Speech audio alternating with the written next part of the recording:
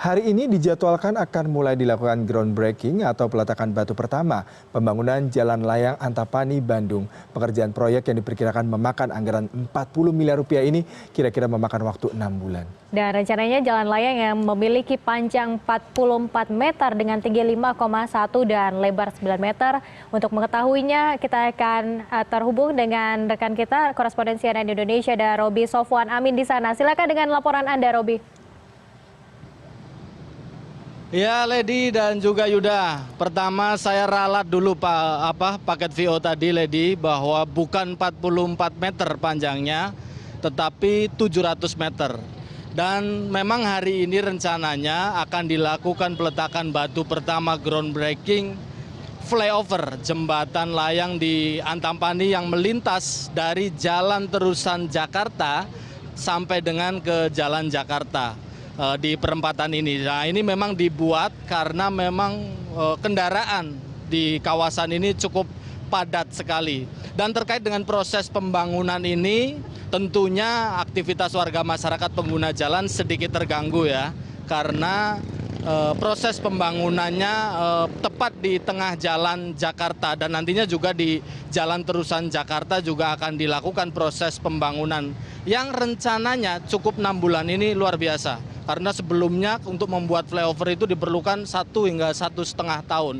Dan terkait dengan proses pengerjaan ini tentunya aktivitas warga pengguna jalan terganggu, tetapi tidak ada pengalihan arus lalu lintas. Hanya ditutup bagian tengah yang nantinya akan dikerjakan, sementara para pengguna jalan masih bisa menggunakan jalur sebelah kiri dan sebelah kanan. Dan terkait dengan proses pengerjaan yang pertama kali di Indonesia, jembatan layang ini, saya tadi pada paruh pertama menjanjikan akan menghadirkan kontraktor yang mengerjakan ini. Kita mesti tahu dan masyarakat Indonesia bahkan pemerintah-pemerintah kota lain ini harus melihat ini. Informasi terkait dengan ini. Saya sudah bersama dengan Direktur Utama, Pak Eng. Ya, ini pertama kali di Indonesia, Pak Eng. Ya. Apa namanya sebentar?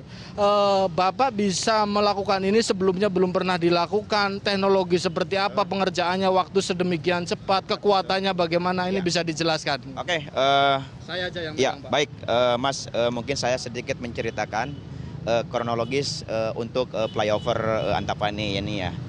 Jadi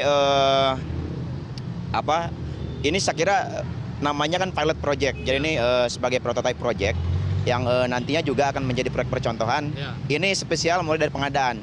Jadi pengadaan ini adalah design and build atau rancang bangun. Jadi yang pada umumnya atau konvensional itu kontraktor hanya melakukan pekerjaan fisik di lapangan, tapi yang sekarang ini adalah kontraktor mulai melakukan perancangan, kemudian mengajukan penawaran, dan setelah ditunjuk sebagai pemenang, kita melakukan pelaksanaan konstruksi di lapangan. Jembatan seperti apa yang mau Bapak buat ini dengan 6 bulan, kuat atau tidak? Baik, yang pertama adalah ini kan flyover. Jadi flyover itu adalah salah satu konstruksi jembatan untuk mengakomodir persimpangan tidak sebidang.